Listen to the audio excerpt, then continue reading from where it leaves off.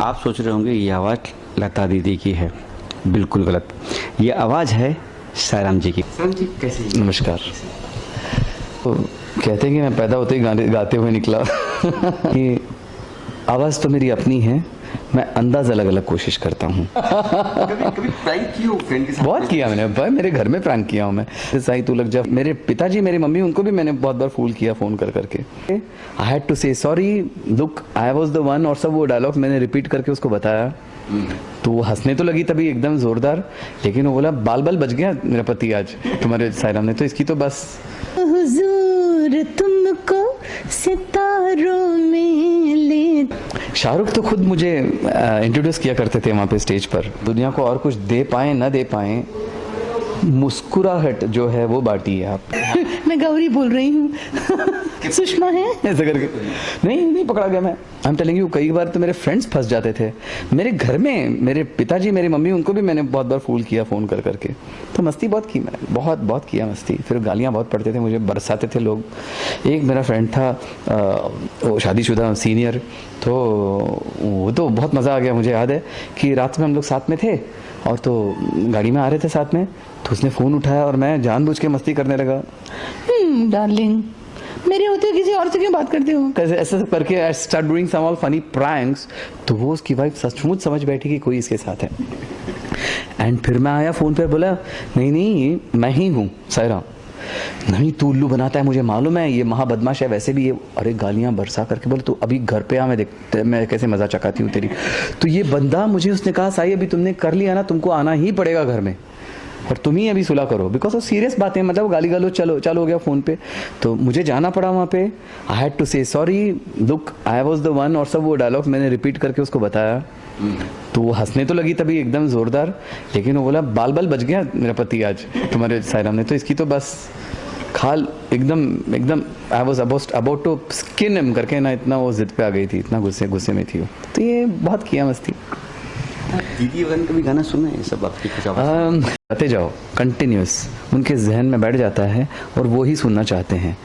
तो अभी आप प्रमोशंस, बिकॉज लोग लाखों खर्च कर करके गाना बनाते हैं, वो करने के बाद उसे जब तक लोग खरीदेंगे नहीं या रिंगटोन्स नहीं बनाएंगे उसके, तब तक आप वो पैसे जो आपको वापस नहीं मिल सकते। तो सारे प्रमोशंस में लगे हैं। कि पहले के ज़माने में आपने कभी देखा है कि हीरो हीरोइन जो है कोई टीवी शो पर आके, तारक मेहता में या कोई और शो में आकर के कोई प्रमोशंस करें? नहीं, कुछ नहीं थी, चैनल्स भी नहीं थे मेरे ख्याल से, कुछ नहीं थे। सब अपने आप से चलता था, एक पोस्टर लग गया बस, लोगों ने देख लिया, रेडियो बिना का गीतमाला सुनते हैं हम हुआ करता था एंड ऑल दैट, तो उसी से हो जाता था। मगर आज प्रमोशंस का ज़माना है, जिस चीज़ को आप हैमर करो ज़्यादा से ज़्यादा वही बात चलेगी मार्केट में। अब जब तक मैं आपसे मिला नहीं, आप मुझे भी नहीं जानते थे, तब आपने जब सुन लिया तो आपने कहा अरे ये कहाँ छुपा हुआ था, आपको तो कहीं होना चाहिए था, आपने पूछा मुझसे।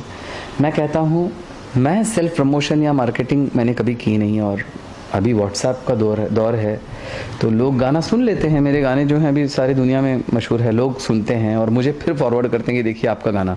कई लोग मुझे शक्ल से पहचानते हैं लेकिन नाम नहीं जानते। बहुत कम लोग जानते हैं कि इसका नाम साईराम है, वो भी अय्यर है। तो ठीक है, क्योंकि मैं ये मानता हूँ समय से पहले भाग्य से ज़्यादा कुछ होता नहीं ज़िंदगी में। और मैं ज़रूर प्लेबैक भी दिया हूँ, मैं कई रीजनल फिल्म्स में हो चुके हैं मेरे, कई जिंगल्स चल रहे हैं, हिंदी में भी कुछ फिल्मों में दी हैं, कुछ फिल्म बन रहे हैं, अभी तक it's not seen the light of day. तो जब जो होगा कोई एल्बम बना के कभी किया नहीं आपने? किया है ना, मेरा जो एल्बम था ऐसा भी कभी होता है नाम का, मेरा पहला एल्बम था जिसके लिए मैं बहुत मशहूर हुआ। वो गाना डुएट गाना है मेरा। मैं MTV का उभरता सितारा था for the first month of the new millennium.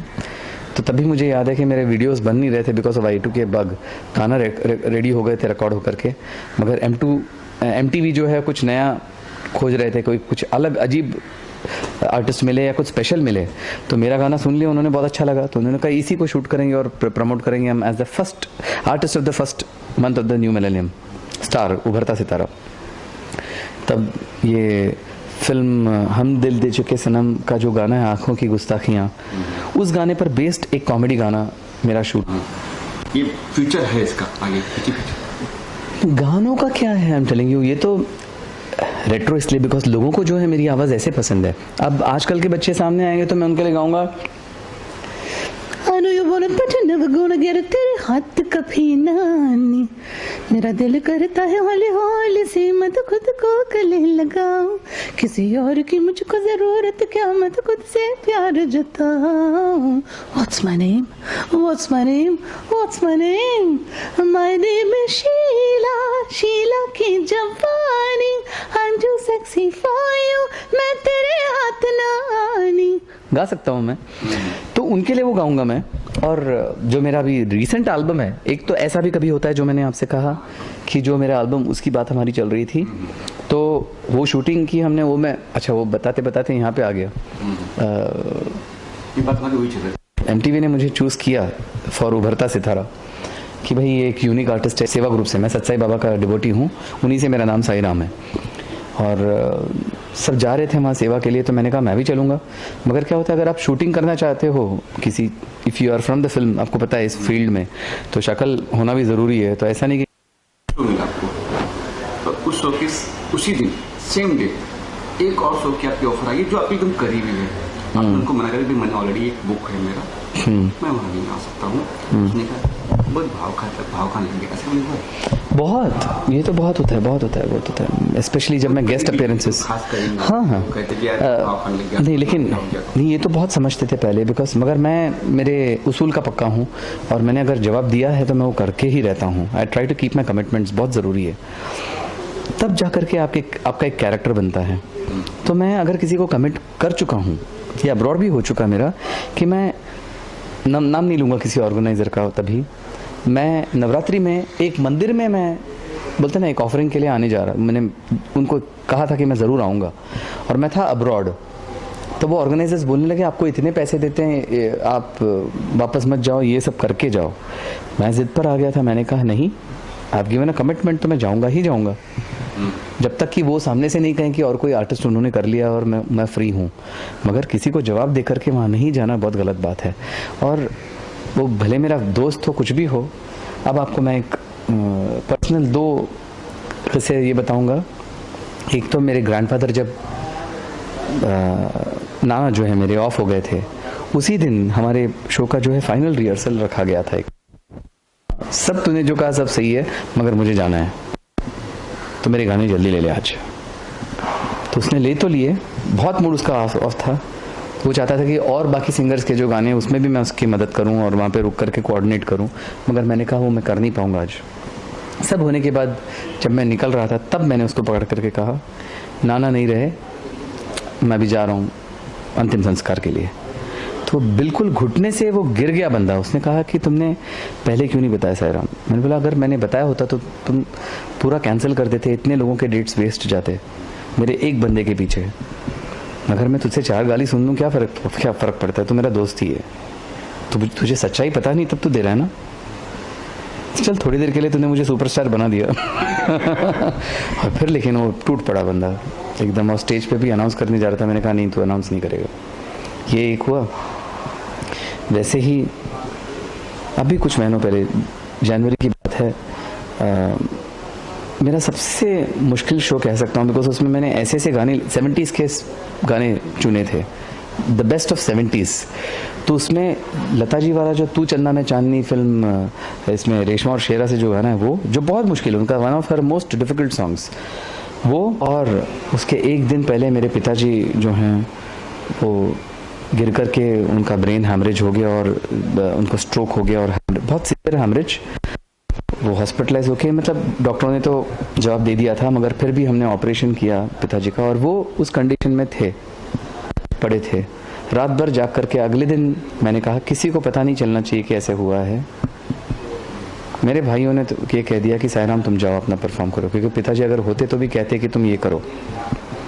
तो मैं जा करके गाया। आर्टिस्ट से रूबरू बात हुई, बॉलीवुड के जो शाहरुख सलमान, जैसे आपने एक बार कहा कि मिले गए थे, ऐसे कभी रूबरू बात हुई, मिली उनसे? बहुत उनसे हमेशा मिलते रहता हूँ। कभी ऐसा अप्रिशिएट किया कि मैं बहुत अप्रिशिएट करते हैं, बहुत उनको पसंद आता है मेरा गाना। बिल्कुल। वो तो कौन से सिंगर आपको खूब तारीफ की और खूब लाइक है? इससे याद आ रहा कोई वाकया की है? देखिए, ये सायरा हमारे सायरा शाहरुख तो खुद मुझे इंट्रोड्यूस किया करते थे वहाँ पे स्टेज पर, यूएस कनाडा में जब मैं जाता था, तभी हम सब आर्टिस्टों का वो माइक लेके he used to feel very proud and nice and he used to announce. सारे आर्टिस्ट जो है मेरे साथ बहुत अच्छा रहे हैं, मगर सिंगरों की बात करूँ तो मैं कहूँगा कि ज़्यादातर सिंगर्स जो हैं वो, कोई भी आर्टिस्ट वो ये नहीं चाहेगा कि आपके हिस्से का जो पब्लिसिटी है या श्रेय है या बोलते ना वो कोई और छीन कर ले जाए, इसलिए वो चाहेंगे कि साईराम जैसा आर्टिस्ट आखिर में जाए, हम पहले चले जाएं स्टेज पर। आर्टिस्ट तो तब भी थे क्योंकि मैं भी बचपन में गाया करता था बहुत, और मुझे भी लोग ऐसे चौंक करके देखते थे, एकदम इतना सा था मैं, मगर तब भी इतने टीवी चैनल्स नहीं थे या इतने अपॉर्चुनिटीज़ नहीं थे। तो आज ये अच्छा है कि सबको, सब आर्टिस्टों को अलग अलग कला जो हैं ये सबके सामने उभर के आ रहा है, और ये अच्छी बात है। मगर इसी के साथ एक और बात है कि अचानक से कोई एक बंदा जो है, दे गेट कैटापुल्टेड बोलते ना, अचानक ऊंचाइयों तक आप छू लेते हो आसमानों को और आपको लगता है कि आप पहुंच गए, मगर वो नहीं होता। बिकॉज चैनल्स जो हैं वो आज जो बिकता है वो आज बिक चुका, वो इमीडिएटली अगला जो है वो आइटम के लिए इंतज़ार करते हैं, बिकॉज नई चीज़ें चाहिए उनको, एक ही चीज़ को लेके नहीं चलते। तो कई बार ऐसे होता है, कई आर्टिस्ट, अच्छे आर्टिस्ट भी जो है वो पीछे रह जाते हैं इस दौड़ में। तो जीतना ज़रूरी नहीं है, मगर परिश्रम करना, लगे रहना, और इस चीज़ को सर पर जो है ढाल कर नहीं चलना, श्रेय जो बोलते हैं या शौहरत बोलते हैं, इस चीज़ को जो है ना लेकर के नहीं चलना ज़रूरी है। आपको झुके रहना ज़रूरी है, प्रैक्टिस करते रहना ज़रूरी है, सही टीचर गुरु आपके साथ हों, और माता पिता जो हैं वो अगर बच्चों को संभालें और खुद नहीं चढ़ें और उनको भी चढ़ने ना दें तो अच्छा है, क्योंकि वक्त जो है इसी का खेल है। ये नहीं कि आज जो परफॉर्म कर रहे हैं या जो गा रहे हैं या जो सामने आपको नज़र आ रहे हैं वो सबसे अच्छे हैं। मुझे तो एक्टिंग ऑफर्स भी आए हैं क्योंकि सब कहते हैं कि आप साउथ के हीरो लगते हो पूछो वाले होते हैं ना वहाँ पे। अब भी मैं कैलाश मानसरोवर गया था तो वहाँ पर भी कई लोग मिले, तो सब मुझे बहुत पीछे पड़े थे कि आपको करना चाहिए। मैंने कहा हाँ भाई, कोई अच्छा स्क्रिप्ट बनाए, कुछ करे तो मैं क्यों नहीं करूँगा। और इसके सिवा अगर एंकरशिप भी बातें चल रही हैं वो भी आ जाए तो मैं कर सकता हूँ, बिकॉज आपको अभी तक तो पता चल ही गया होगा कि मैं बातूनी हूँ। आखिर में क्या कहेंगे ऑडियंस को, क्या समझते हैं? कुछ हो ना हो, इंसान अच्छा बनेगा, रहना बहुत ज़रूरी है। बहुत सारे फनकार आए गए, बहुत बड़े लोग आए गए, मगर लोगों को चंद लोग याद रहते हैं।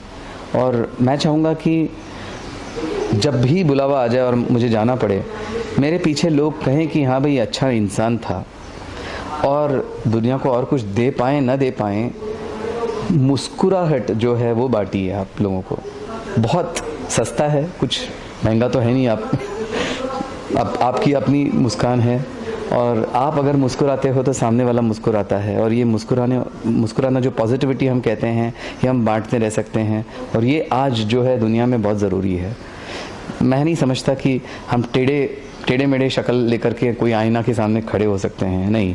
कितना भी बंदा हो, अच्छा दिखने वाला या बुरा, लेकिन आईने के सामने जाते ही एक अपने आप को चमकता देखना चाहता है या स्माइल करना चाहता है।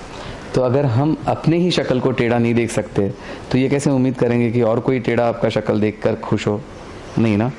तो चलिए हम सब मुस्कुराएं और इस दुनिया को एक अच्छी जगह बनाते हुए आगे चलें और बढ़ते रहें। सबको बहुत बहुत शुभकामनाएं, और संगीत के माध्यम से मैं यही चाहता हूँ, समस्त लोका सुखिनो भवन्तु, सारे खुश रहें, आबाद रहें। आपको लग रहा है कि मैं छोड़ दूं इनको? एक ड्यूट सॉन्ग, एक गणपति का सॉन्ग है अभी। हाँ। गणराज रंगी नाचतो, गणराज रंगी नाचतो नाचतो, पायी घागऱ्या करीती ऋण जुण, पायी घागऱ्या करीती ऋण जुण, ना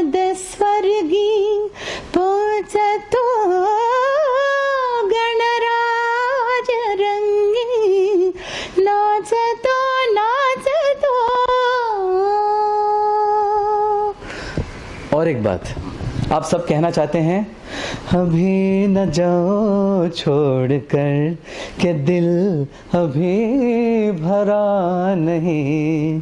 जवाब है सितारे झिलमिला उठे, चिराग जगमगा उठे, बस अब ना मुझको टोकना,